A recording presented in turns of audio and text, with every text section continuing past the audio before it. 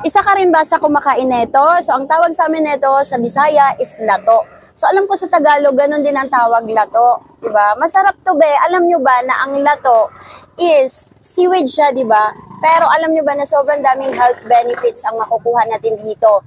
Lalong-lalo na sa mga thyroid patient. Tapos yung mga especially sa mga hypothyroidism. Kasi alam nyo, pag meron kang ganyan, meron kang thyroid problem, ito talaga yung pinapakain sa inyo ng doktor.